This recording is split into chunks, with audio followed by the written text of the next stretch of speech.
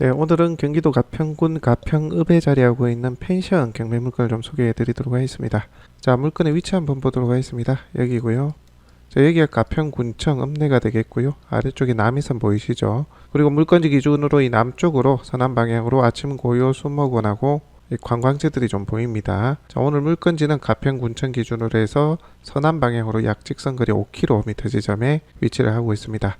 자, 오늘 물건은 대금산 산자락, 대금산하고 불기산하고 요 산자락 아래쪽에 위치를 하고 있고요. 그래서 산세 좋고 물 좋은 그런 곳에 위치를 하고 있다고 보시면 됩니다.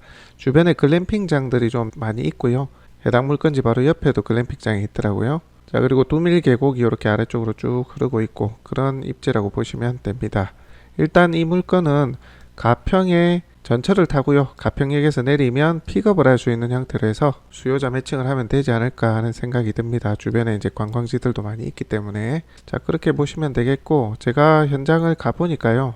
독채형 펜션으로 되어 있더라고요. 자, 6개 동에 이렇게 총 6개입니다. 6개 동에 독채형 펜션으로 되어 있고 각 동마다 풀빌라 형태로 내부에 독립풀이 자리하고 있는 그런 곳이라고 보시면 됩니다. 가족 형태의 손님들이나 수요층을 매칭할 수 있는 그런 입지라고 보시면 됩니다. 자, 2017년 그리고 18년에 준공이 된 6개 동의 독채형 펜션인데요. 이렇게 돼 있어요. 상호가 가평 두밀두밀이라고 돼 있는데 이게 꽤 인기가 있었나 보더라고요. SNS에 리뷰들이 꽤 많습니다. 처음 준공하고 몇 년간은 평이 굉장히 좋았고요. 키즈풀이라든지 가족풀이 많지 않아 논의가 굉장히 많이 왔었던 것 같아요. 근데 최근에는 관리가 조금 미흡한지 아쉬운 리뷰들도 좀 보입니다. 아마 코로나 때문에 수요가 좀 줄기도 했겠지만 이 리뷰 관리를 좀 잘못해서 손님들이 많이 줄지 않았나 그런 생각을 해보고요. 저희도 숙박업을 예전부터 해왔지만 그리고 주변에 숙박업을 하시는 분들 마케팅도 도움드리고 있지만 이 리뷰 관리가 정말 중요합니다. 그래서 좋은 리뷰를 생산할 수 있도록 노력해줘야 되는데 그런 부분에 있어서 좀 미흡하였다. 그렇게 좀 추정이 됩니다. 자, 어찌됐건 물건은 이렇게 아래 위로 쭉 6개 동이 물건으로 나와 있고요. 들어가게 되면 이쪽 동은 요거는 지금 별개로 매각으로 나온 물건이 아닙니다. 진입도로도 같이 쓰고 있고 형태도 거의 동일해서 아마도 같은 펜션으로 활용을 했었던 것 같은데 지금 현재는 경매 물건은 요렇게만 나와 있어요. 네, 그렇게 좀 참고를 하고 봐주시면 될 것 같습니다. 실사용 용도로 쓰실 분들은 나중에 여기 소유주로 돼 있으신 분하고 일정 정도 좀 협의를 하든지 하셔야 되지 않을까 그런 생각이 좀 들어요. 자, 그렇게 참고를 해주시면 될 것 같습니다. 자, 디스코 사이트를 통해서 좀 보도록 하겠습니다. 이렇게 돼 있어요. 땅의 모양은 총 8개 필지 도로까지 해서 이렇게 나와 있습니다. 앞서 설명드린 것과 같이 여기는 현재 매각에서 제외가 되어 있습니다.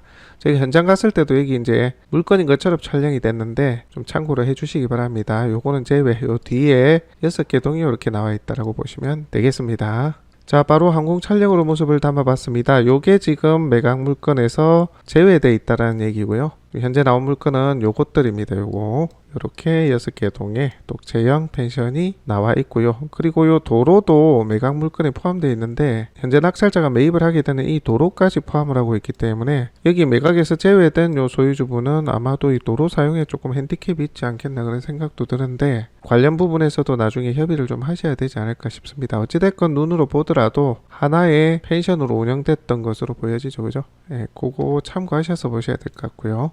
자, 다시 위에서 내려다본 모습입니다. 요렇게 생겼다고 보시면 되겠죠. 그죠? 자, 그리고 옆에는 글램핑장이 이렇게 운영이 되고 있는 것 같습니다. 전형적인 관광지라고 보시면 돼요. 자, 조금 더 멀리서 모습 담아갔고요. 매각 물건의 현황과 모습 되겠고요. 이렇게 전이 흐르고 있는 형태입니다. 자, 요거는 글램핑장으로 보여지고요. 자, 전체 산자락 아래쪽에 이제 자리하고 있는 그런 입지입니다. 자, 다음으로 경매정보지입니다. 2022 타경 71,653번이고요. 가평읍 두밀리 283-7 외 7필지 총 땅이 8필지로 되어 있고요. 숙박시설로 되어 있습니다. 토지가 1282평, 건물이 258평입니다. 18억이 감정가고요. 절반까지 떨어져 있습니다. 8억 8천까지 저감이 되어 있네요. 5월 16일 날 입찰기일 잡혀 있습니다. 자, 내려보시게 되면 특이사항은 없고요. 자, 토지 8필지 그리고 평당으로 환산하면 토지의 가액이 평당 약 57만원 정도가 잡혔어요. 저희가 주변 시세를 보니까요. 토지 가격이 좀 높게 잡혔다는 생각이 좀 들고요. 그거 잠시 뒤에 비교해 드리도록 하겠습니다. 자, 내려보시면 건물은 2017년, 18년에 다 준공이 됐고요. 철근 콘크리트 구조로 되어 있습니다. 이종 근린 시설. 일부는 사무실이 되어 있고요. 일부는 단독주택 형태로 되어 있습니다. 자, 제시외 태양열 설비도 매각 목적물에 포함이 되어 있고요. 특이사항은 없습니다. 자, 임차인이 있는데요. 자, 전입이 빠른 임차인도 있긴 합니다. 자, 그런데 여기 아래쪽에 보니까 채무자 최모 씨의 직원, 이해관계인들이라고 진술을 했고요. 예상컨대 크게 문제될 수 있는 임차인은 아닌 것으로 보여집니다. 자, 이 펜션은 현재 지금 총 6개 동이 있는데요. 각 동당 현지인이 전입 점유를 하면서 살고 있어야 펜션 사업을 할 수가 있습니다. 70평 이하의 펜션은 비도심의 읍면 단위로 주거 조건부로 농어촌 민박을 할 수가 있거든요. 그렇다 보니까 여러 개 동이 있다 보니까 현재 이 임차인으로 등재를 해서 펜션 사업을 했던 것 같습니다. 이게 숙박업이 아니라서 비도심의 70평 이하의 주택에 살고 있으면서 펜션 사업을 해야 되거든요. 지금 여러 개 동이기 때문에 그런 의도로 이렇게 임차인 이해관계인이 전입자로 등재가 되어 있는 게 아닌가 그런 생각이 듭니다. 자, 등기부상에 낙찰자 인수 권리는 없고요. 뭐 특이사항 없습니다. 조금 체크해 보셔야 될 것은 지금 현재 신탁사의 소유권이 이전이 되어 있습니다. 그래서 얼핏 신탁 공매로 나와야 될 물건이기도 한데요. 현재는 우선 수익자로 예상이 되는 새마을금고의 채권 담당하는 MCI 대부가 소액을 가지고 경매를 신청을 했습니다.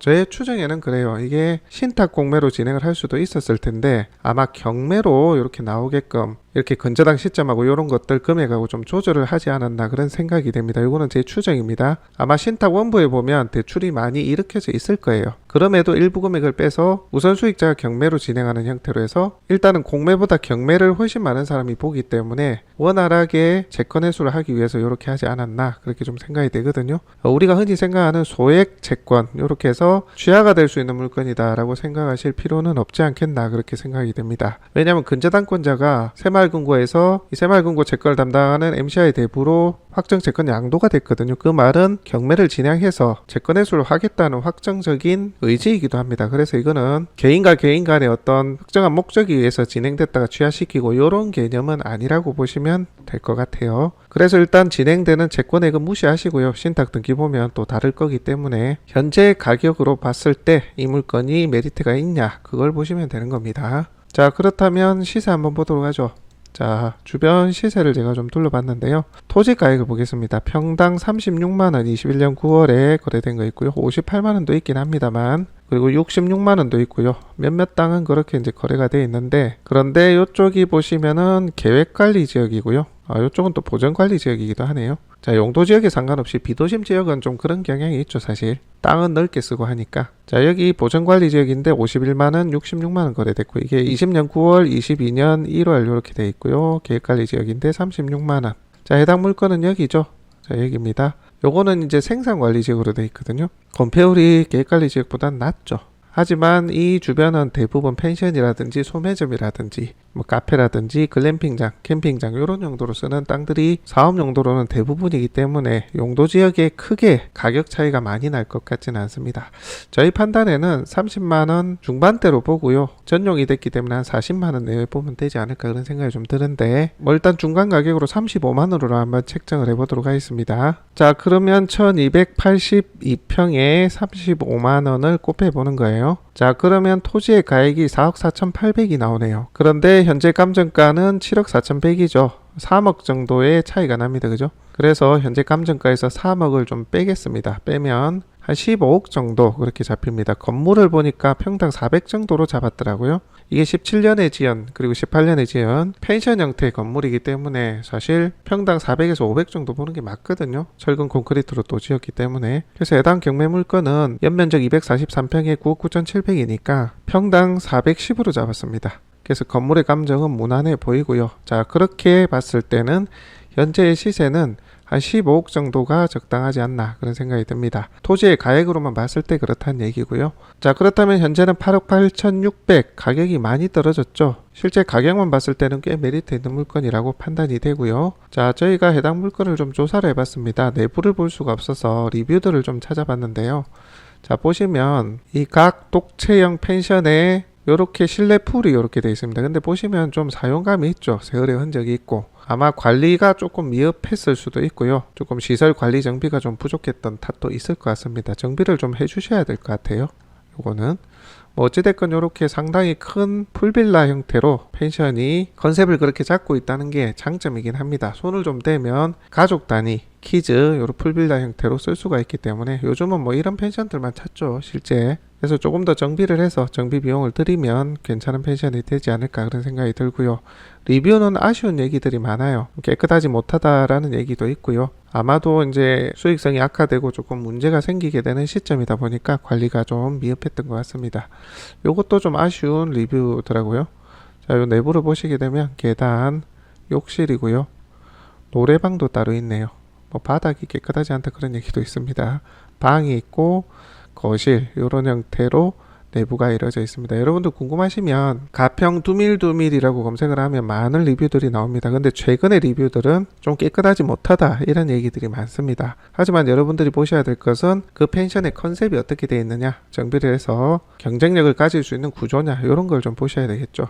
저희도 이제 주변에 이제 펜션 사업이나 숙박업을 하시는 분들이 많이 계시는데 사실 좀 지저분하거나 사용감이 있다거나 노후가 되어 있다거나 요거는 중요한 게 아니에요. 비용을 조금 들이면 되지만 전체 구조 자체가 옛날 형식으로 되어 있으면 펜션 리모델링에도 사업이 어려워요. 근데 요거는 복층이 되어 있고요. 욕실이라든지 그리고 풀빌라 형태로 되어 있기 때문에 요거는 부분 리모델링이나 정비를 좀 해주시면 충분히 괜찮은 펜션이 되지 않을까 저는 리뷰를 보면서 구조를 보면서 그런 생각이 좀 들었습니다. 그리고 뭐 펜션이 그렇게 오래되지도 않았잖아요.